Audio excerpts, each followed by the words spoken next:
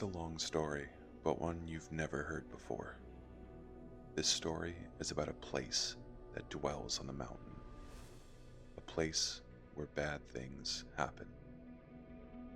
And you may think you know about the bad things. You may decide you have it all figured out, but you don't, because the truth is worse than monsters or men. At first, I was upset when they told me we were moving to some little town out in the Ozarks. I remember staring at my dinner plate while I listened to my sister throw a temper tantrum unbefitting of a 14-year-old honors student. She cried, she pleaded, and then she cursed at my parents. She threw a bowl at my dad and told him it was all his fault. Mom told Whitney to calm down, but she stormed off, slamming every door in the house on the way to her room. I secretly blamed my dad as well. I'd heard the whispers too. My dad had done something wrong, something bad, and the sheriff's department had reassigned him some little out-of-the-way county to save face. My parents didn't want me to know that, but I did. I was 9, so it didn't take me too long to warm to the idea of a change. It was like an adventure. New house, new school, new friends.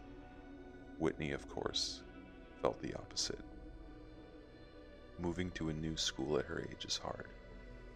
Moving away from her boyfriend, however, was even harder.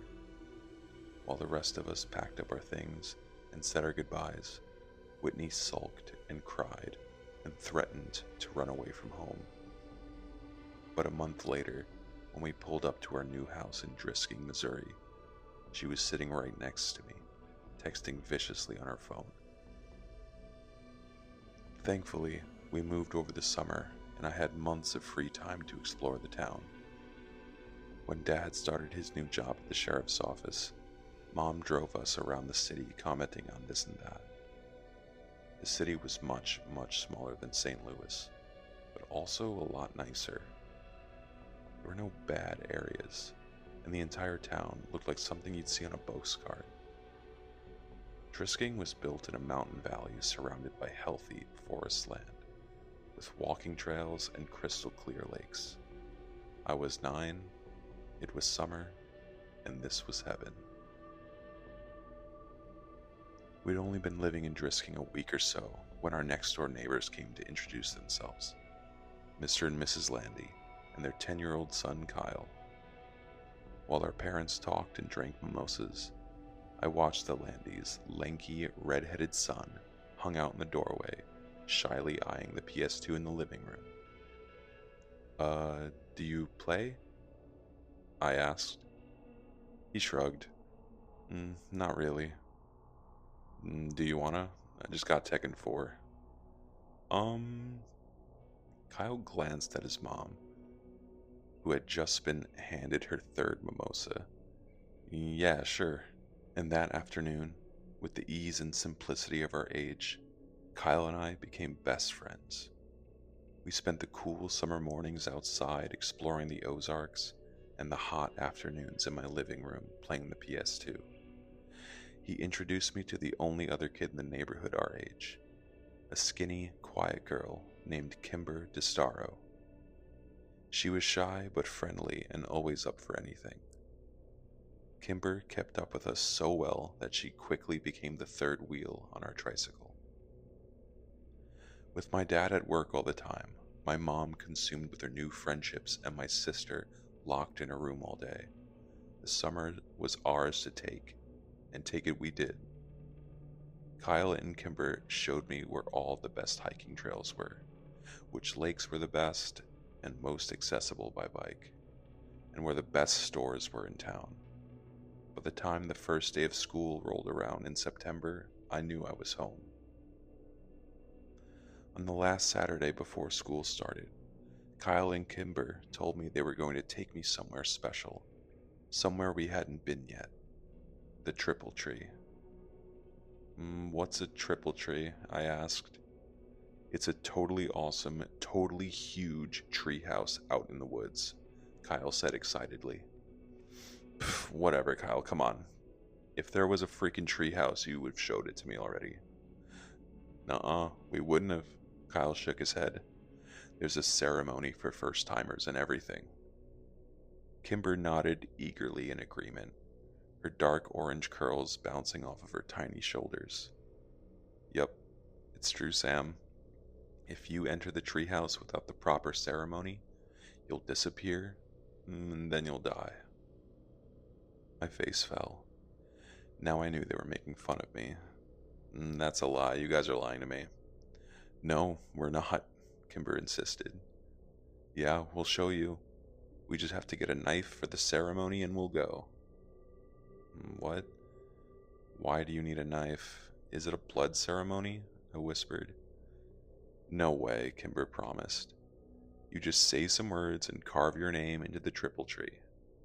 Yep, takes like 1 minute, Kyle agreed. And it's a really cool treehouse? I asked. Oh yeah, Kyle promised. Okay, I guess I'll do it then. Kyle insisted on using the same knife he used during his own ceremony, but we paid a price to get it. Mrs. Landy just happened to be home with her youngest son, Parker, and despite Kyle's many objections, his mother insisted he take his 6-year-old brother with him. Mom, we're going to the treehouse. It's only for older kids. Parker can't go. I don't care if you're going to see an Exorcist movie marathon. You're taking your brother with you. I need a break, Kyle. Can't you understand that? And I'm sure your friends won't mind. She flashed Kimber and me a challenging look. Right? No, not at all, Kimber said, and I nodded in agreement. Kyle made a loud, dramatic sigh and called his brother. Parker, put your shoes on, we're leaving now. I'd met the youngest Landy several times before, and found that he was as unlike his older brother in looks as in disposition. Where Kyle was a wild, excitable fireball with hair to match, I found Parker to be anxious, fidgety, with small eyes and dark brown hair. We got on our bikes and made our way to a lesser-known hiking trail a few miles away. I'd asked before where the trail led when we'd ridden across it several weeks before, and Kyle had given me an underwhelming answer of nowhere interesting. We pulled up to Trailhead and leaned our bikes against the wooden signpost which read, West Rim Prescott Ore Trail. Why are so many trails around here named Prescott? I asked. Is this Prescott Mountain or something? Kimber laughed. No, dummy, it's because of the Prescotts. You know, the family that lives in the mansion up on Fairmount. Mr. Prescott and his son Jimmy own like half the businesses in town. More than half, Kyle agreed. Which ones? Does he own the GameStop? The only store in Drisking I really cared about. I don't know about that one. Kyle wound a lock around the 4 bikes and clicked the bar into place, then spun the numbers on the dial. But like the hardware store, the pharmacy, Glinton's on 2nd, and the newspaper. Did they start this town, I asked? Nah, mining started the town. I want to go home. Parker had been so quiet I'd completely forgotten he was there. You can't go home, Kyle rolled his eyes. Mom said I had to bring you. Now come on, it's only like a 2-mile walk. I want to take my bike, Parker answered. Too bad, we're going off trail. I don't want to go. I'll stay with the bikes. Don't be such a wussy. I'm not. I'll be nice, Kimber hissed. He's only 5. I'm 6, Parker objected. I'm sorry, 6. You're 6. Kimber smiled at him. Alright, fine. He can hold your hand if he wants. But he's coming. Kyle turned and started up the trail. Parker's face fell into an undignified frown, but when the charming Kimber stuck her hand out and wiggled her fingers at him, he took it. Kyle was right. It wasn't a long walk. Only a half-mile down the trail and then another half-mile hike on a well-tread path up the mountain. It was a steep climb, though. By the time we got to the treehouse, I was winded. What do you think? Kyle asked excitedly. I studied the tree as I caught my breath. It's pretty awesome, I smiled. And it was. They hadn't lied. The treehouse was the biggest I'd ever seen. It had multiple rooms. There were actual curtains in the windows. A sign above the door said, Ambercott Fort. and a rope ladder hung below the threshold, missing several planks. "I'm going up first," yelled Parker, but Kimber caught his arm. "You have to do the ceremony first or you'll disappear," she reminded him. "That'd be fine with me," Kyle grumbled. I was eager to get into the fort myself. "Give me the knife." I held out my hand. Kyle smiled and dug the switchblade out of his pocket. "There's some space in the back to carve your name." I opened up the knife and walked around the tree looking for an empty spot. There were so many names on the tree that I had to crouch down and look near the bottom since I couldn't reach any higher. I spotted both Kyle and Kimber's carvings on the tree, and I finally found a spot I liked near the ladder. I bit my tongue and carved Sam W. into a blank piece of bark underneath someone named Paul S. Parker went next, but had so much trouble with the knife that Kyle had to do it for him. "All right, let's go." I ran over to the rope ladder. "Wait," Kyle yelled. "You have to say the words first." "Oh, yeah. Okay, what are they?" Kimber sang them out. "Underneath the triple tree, there is a man who waits for me. And should I go, or should I stay, my fate's the same, either way." "That's creepy," I said. "What does it mean?" Kimber shrugged. "No one knows anymore. It's just tradition." "Okay. Can you say it one more time, slower?" Once Parker and I had recited the poem, we were ready to go. I climbed the rope ladder first and took stock of my new surroundings. The treehouse was more or less empty. Just a dirty rug here and there and some trash, old soda cans, beer cans, and fast food wrappers. I went room to room, 4 in total, and found nothing of real interest until the last one. An old mattress lay in the corner, and piles of musty, ripped clothing scattered the floor. "Did a hobo live here?" I asked. "Nah, this room has been like this for as long as I can remember," Kyle said from the doorway behind me. "It smells gross," I said. Kimber walked up to the threshold but refused to go any further. "It's not the smell that freaks me out, it's that." She pointed up to the ceiling, and I raised my eyes to read what was written there. "Road to the gates of hell, mile marker 1. "What does it mean?" I asked.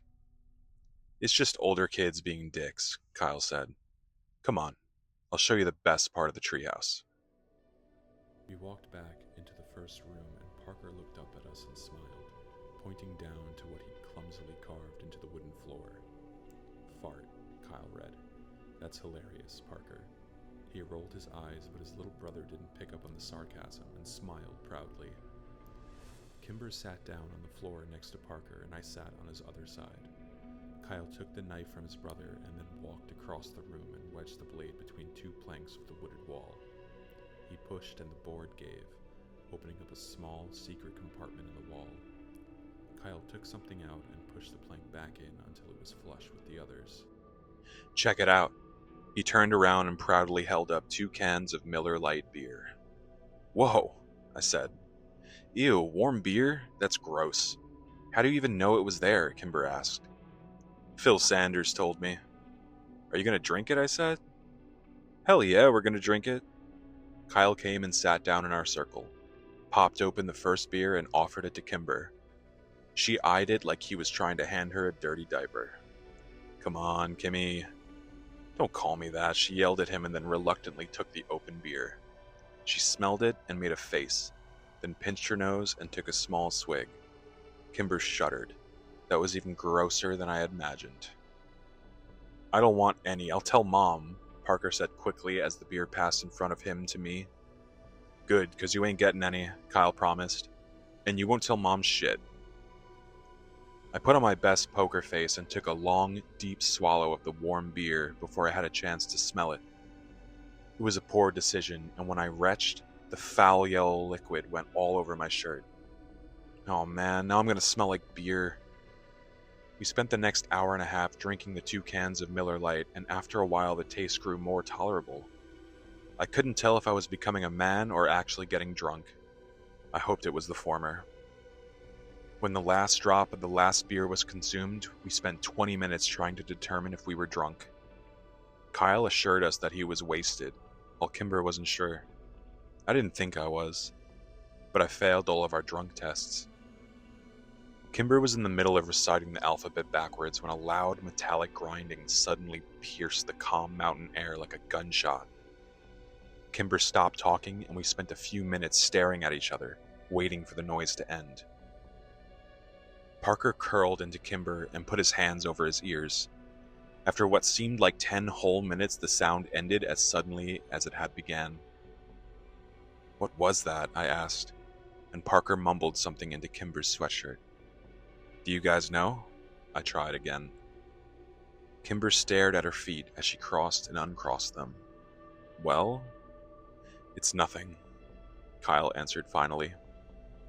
"We hear it sometimes in town. It's not a big deal. It's just louder up here. But what's making that sound?" "Borrasca," Kimber whispered without taking her eyes off her feet. "Who's that?" I asked. "Not who, where," Kyle answered. "It's a place."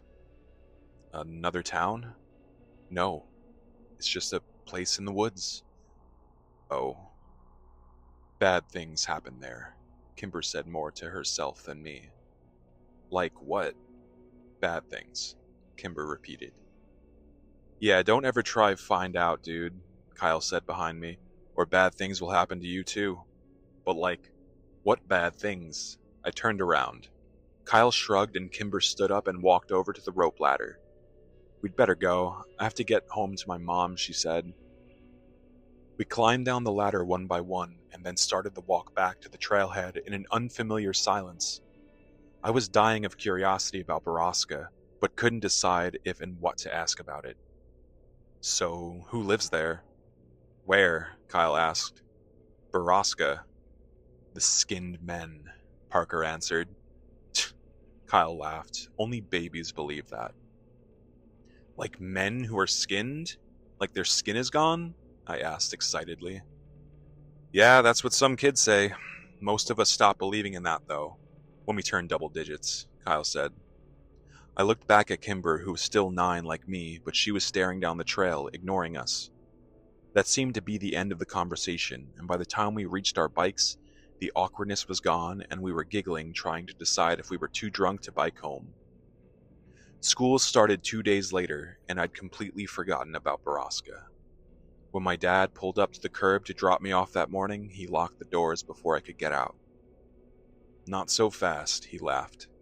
"As your father, I get the privilege of giving you a hug and telling you to have a good first day of school." "But Dad, I gotta go meet Kyle by the flag before first bell." "And you will, but give me a hug first. In a few years, you'll be driving yourself to school. Let me be your dad while I still can." "Fine," I said, exacerbated, and leaned over to give my dad a quick hug. "Thank you. Now go meet your friend. Your mom will be waiting here to pick you up at 3:40. "I know, Dad. Why can't I take the bus like Whitney?" "When you're 12, you can take the bus." He smiled and unlocked the doors. "Until then, I get to drop you off in the mornings. If you think it'd make you look cooler, you can ride in the back seat behind the cage." "Dad, just don't." I threw open the door of his cruiser before he could say anything more and ran as he laughed behind me. Kyle was already waiting for me at the flagpole, and he'd found Kimber too. "Dude, you almost missed the bell," he yelled when he saw me. "I know, I'm sorry." "Whose class are you in?" Kimber asked. She was wearing a red sweater and leggings with frogs on them. Her curly orange hair was brushed into ringlets and her lips were pink and shiny. She'd never looked prettier, and I was surprised to realize I'd never really seen Kimber as a girl. Mr. Diamond's." "Me too," she said cheerfully. "Lucky," Kyle scoffed. "I'm in Mrs. Taverty's. Only 2 fourth-grade teachers, and I get the crappy one."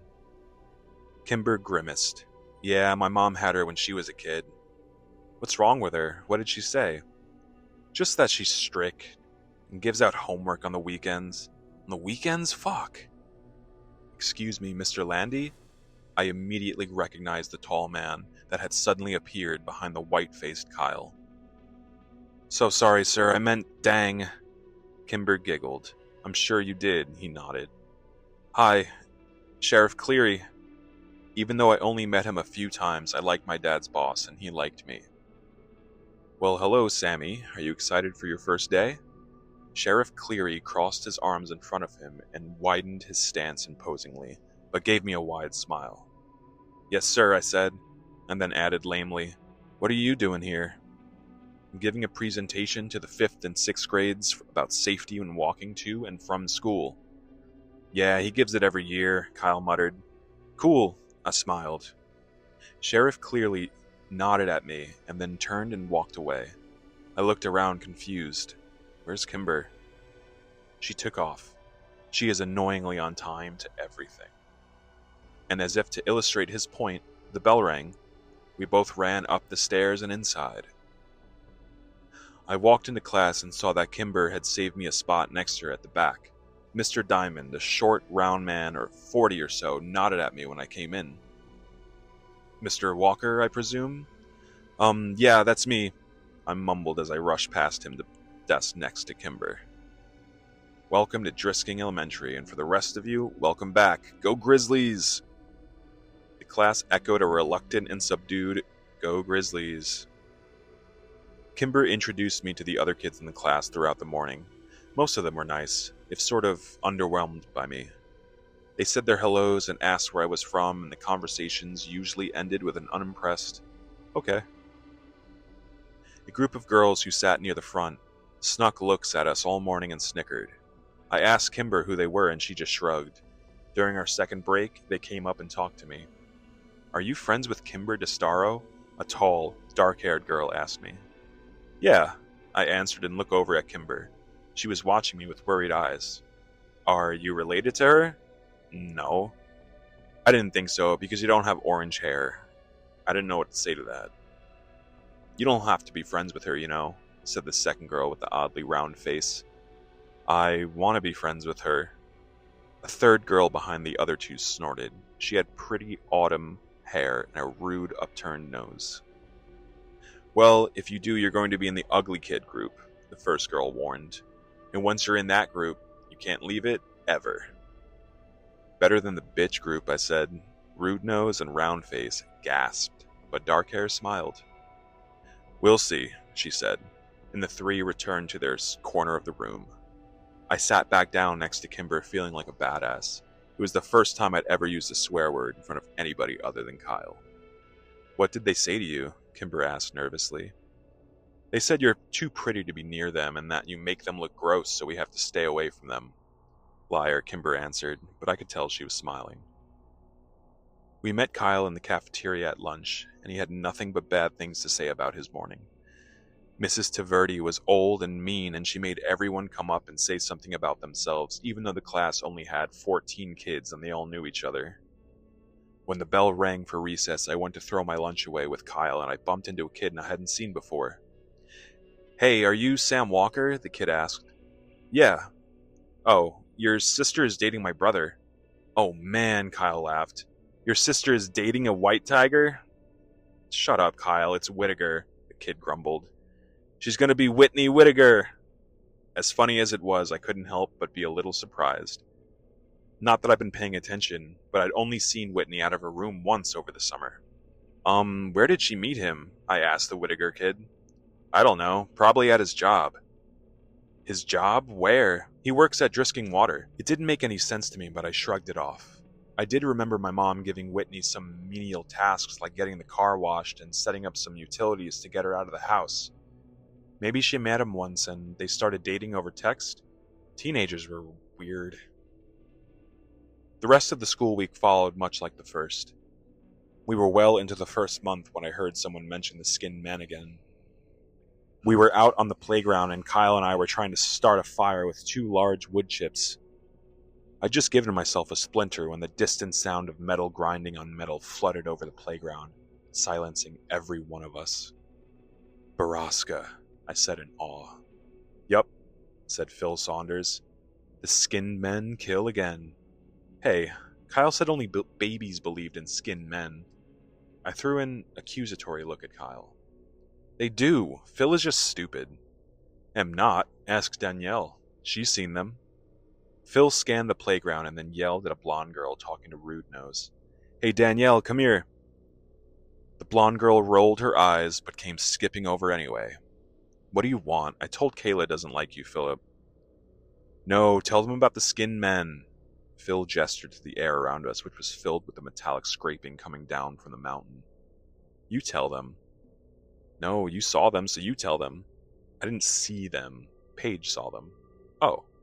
Phil said, and an uncomfortable silence descended. "You guys are weird," Danielle said before flipping her hair in our faces and leaving. "Who's Paige?" I asked when she'd gone. "Her sister," Phil said.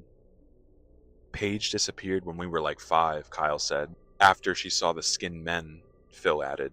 The sounds from the mountain abruptly ended, and the subdued atmosphere of the playground disappeared with it.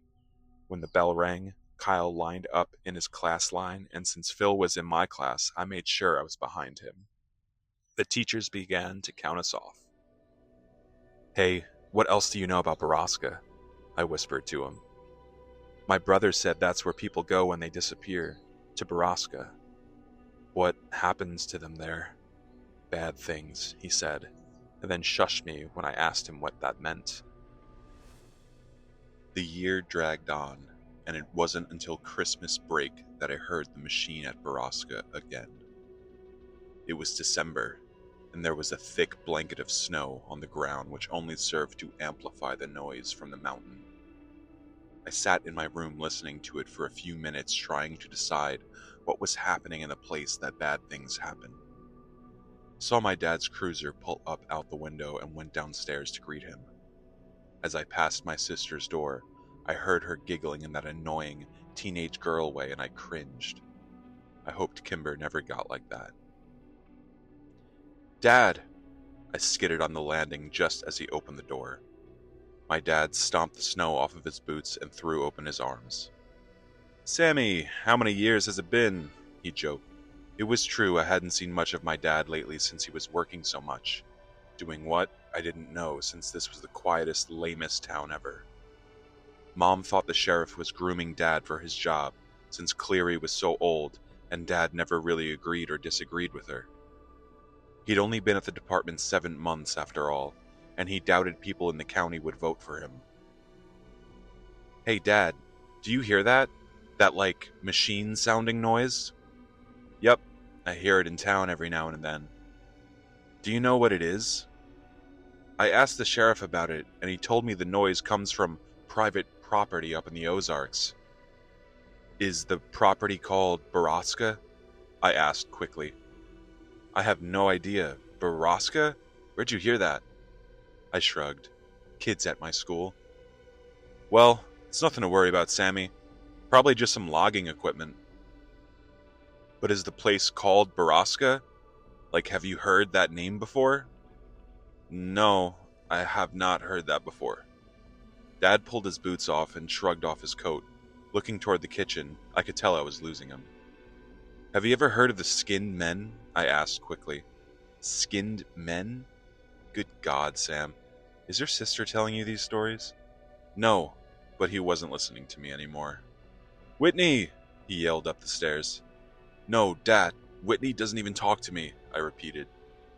I heard a door creak open upstairs, and Whitney peered over the railing, phone in hand and an annoyed look on her face. "Are you trying to scare your brother?" Dad demanded. "Dad, no," I said again. Whitney shot me a betrayed look. Ugh, seriously? As if I'd waste my time. "You aren't telling him stories about skinned men?" "No, Dad. I told you I heard it at school," I said. Whitney gestured to me as if to say, "See?" "Alright, well, you kids need to start getting along. You're family, for Christ's sake." Whitney rolled her eyes, and when Dad walked into the kitchen, she stuck her tongue out at me. "Real mature, Whitney." I yelled up at her, but she was already gone. "I'll tell Dad about your boyfriend." Christmas came and went with surprising smoothness at our house. Whitney and I had gotten everything we had on our lists, which was a first for us. The town may be smaller, but Dad's paychecks were clearly better. I wore my new Rams parka on the first day back to school after Christmas break. Kyle fawned over it, and Kimber showed off the blue pearl necklace her mom had gotten her for Christmas. Kyle and I feigned interest but did it poorly. Kimber knew, but she seemed happy we cared enough to fake it. As we said goodbye to Kyle for the morning, Kimber was suddenly slammed from the side. Kyle caught her before she fell, and I spun around angrily to see dark-haired girl, whose name I'd learned was Phoebe Dranger, laughing and walking away from us with round-faced girl. "You're bad people who make poor life choices," Kyle yelled at them. "When I'm your boss someday, I'll make you clean bathrooms." "Yeah, and if Kyle's your boss, you know you messed up," I added. Kyle and I high-fived and turned to Kimber, but she wasn't sharing in our victory. She was trying to hide the tears on her face. "Don't sweat those girls, Kimber. Nobody likes them. People are just nice to them because they're related to the Prescotts." Kyle tried to give her an awkward pat on the back, but Kimber turned away from him and ran in the opposite direction. "I hate those girls, like I really hate them," I said. "I know, they're bitches," Kyle answered, mouthing the last word as he looked over his shoulder for any lurking adults. "Well, I'd better get to class and make sure they don't try and talk to her again. There's an assembly this morning. No class until after lunch." "Seriously? That's awesome. Do we have to sit by class?" "Not usually, but we better get there quick so we can get seats at the back," Kyle said as we started walking. "What's the assembly for?" I asked. "It's either DARE or the History Society presentation." "What's DARE?" "You know, DARE, as in don't you dare do drugs or you're grounded until you're dead."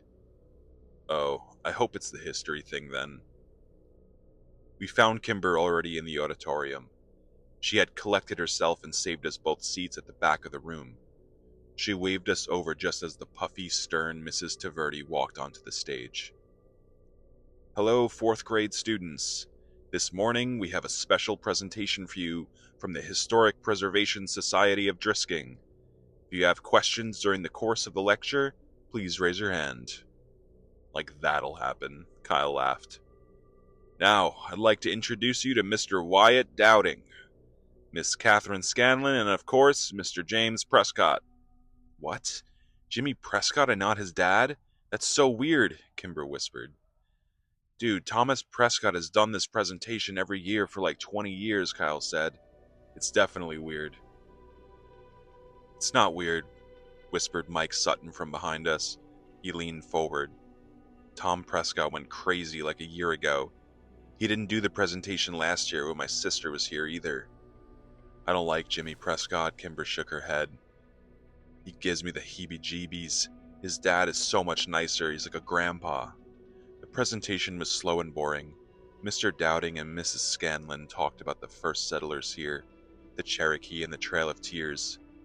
They talked about Alexander Drisking's discovery of a motherlode of ore in the mountains and settling here with his family to mine and refine the ore.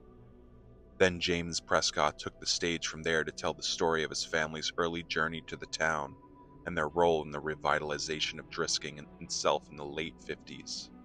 The last part was the most interesting of it all, and I found Jimmy Prescott to be charismatic and entertaining. I was so busy laughing at his jokes and hanging on his every word that by the end of his presentation, I realized I'd actually learned quite a bit. So much so that I was interested enough to ask a question, which Kyle warned was committing social suicide. Mr. Prescott scanned the room and answered a few other questions before he finally got to me at the back. "Yes, you in the back. Mr. Prescott, why did the mines close? Like, what happened?" I asked. "Very good question, young man. What did you say your name was?" Sam Walker."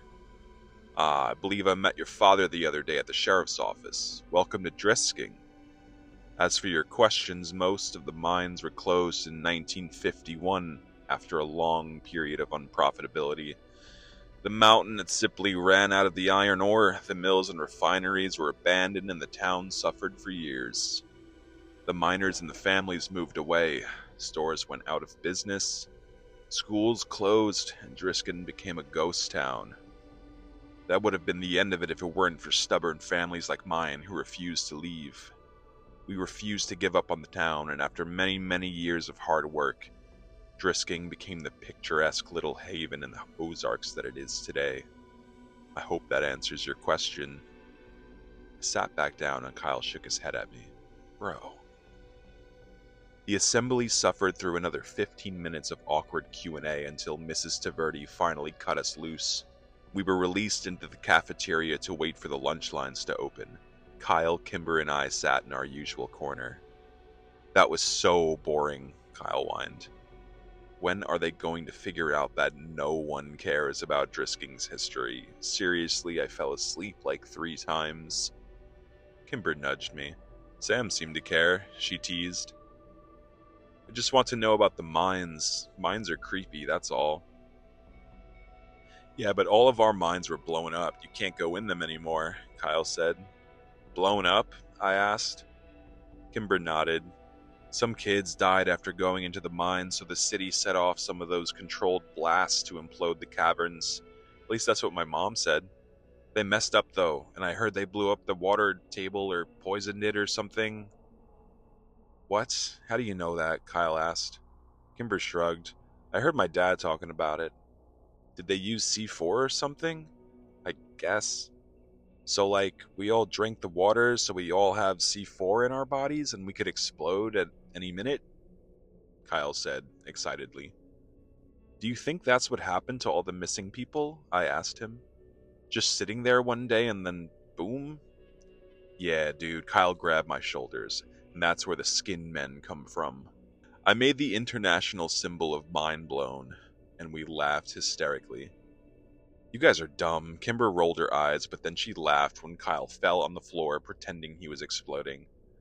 I remember thinking in that moment that I was happy here in Drisking, with these 2 people. Happier than I'd ever been anywhere else. It was the last truly happy moment I ever had. Less than an hour later, Mr. Diamond's phone rang, and he exchanged a few quiet words with the person on the other end, his eyes flicking to it and from my desk. It was hard to be surprised then when he hung up and asked me to come to the front. When I got there, he told me my mom was waiting for me in the office and I was going home for the day. I traded a confused and worried look with Kimber and then packed up my backpack and went to the office. When I got there, my mom was crying. We drove home in strained silence. I was too afraid to ask what was wrong. My mom parked the car a block from our house, which was blocked in by several police cars. When an explanation didn't come, I broke the silence myself. Is it Dad? I asked quietly, holding back tears. No, honey, Dad is fine, she whispered. Then what happened? Whitney never made it to school this morning. Her voice broke over my sister's name. Oh no, Mom, I think she ditched, I said quickly. I saw her leave this morning and it was really early, like 6, and she was with her friends, Pete Whittaker and that kid Taylor. We know about all that, Sam, but they made it to school and Whitney wasn't with them. They said she wanted to stop by the Circle K near Drisking High, so they left her there and no one has seen her since. Well, my brain struggled to come up with an explanation. Maybe she's ditching. No, honey. My mom put the car back in drive and drove up to our house, parking behind a police cruiser. The police, as well as your father, think that Whitney is with Jay. But she has a new boyfriend here. We found all of her books on the floor of her room this morning and half of her clothes gone along with some cash of your dad's. But right now we think she hitched a ride to St. Louis and that's why she's with Jay. The sheriff's office is trying to contact the boy's parents now. Whitney? Run away? Anyone who knew my sister knew that she was prone to dramatics and empty threats. Plus, she was dating Chris Whittaker's older brother Pete. I was sure of it. We walked up the steps and into a house filled with stale coffee and quiet murmurs. I tried to remember if Whitney herself had ever actually confirmed she was dating Pete, but I drew a blank. When we walked into the kitchen, I saw my father sitting at the table, staring at phone records, head in hand. He looked up when I came into the room and gave me a weak smile. Hey, buddy. Dad, I have something to tell you. I gotta tell you something. I felt a heavy hand on my shoulder and turned to look up at a solemn Sheriff Cleary. Everything and anything you might know now, son, no matter how trivial you think it is. I nodded and sat down at the table with my dad as my mom handed the big man a cup of coffee. Here you go, Sheriff, she said weakly. Please, Mrs. Walker, call me Killian. My mother nodded and retreated back into a darkened corner to talk quietly with Sheriff Cleary's wife, Grace. What do you know, Sam? My dad asked as he rested his chin on his hands in a mock symbol of prayer, as though I may deliver him from his suffering. Well, I heard Whitney had a boyfriend, that guy Pete Whittaker that she's been hanging out with. And I saw them and Taylor Dranger leaving this morning before me. What time did they leave? Asked the sheriff. I don't know, like before 6? He nodded. That matches the statements of Taylor Dranger and the Whittaker boy. My father's head sunk lower into his hands, and I knew I'd let him down. But I rushed. I don't think she went back to St. Louis because she was dating Pete, and I don't think she wanted to be with her boyfriend from back home anymore. I understand that, son, but a teenage girl's mind is a complicated thing. My officers are trying to get a hold of the boyfriend's family back in St. Louis. Cleary nodded to my father. Now why don't you head up to your room and let us work, Samuel? I looked up at him in surprise. What? No, I want to stay down here. I can help. No, son, there's nothing more you can do here. You've been a good brother. Now let us handle this. But I can help. You already have. Dad, I looked over at my dad with begging eyes. Go to your room, Sam, he said quietly after a moment. I balked. Dad? Now. I was so angry that I did the only thing that I could have to make my rage known. I stomped upstairs, slammed the door, and then sat on my bed in disbelief. The tears came then, and I laid there feeling helpless, worthless, and scared for my sister. I thought about all the places Whitney could be. Was she scared?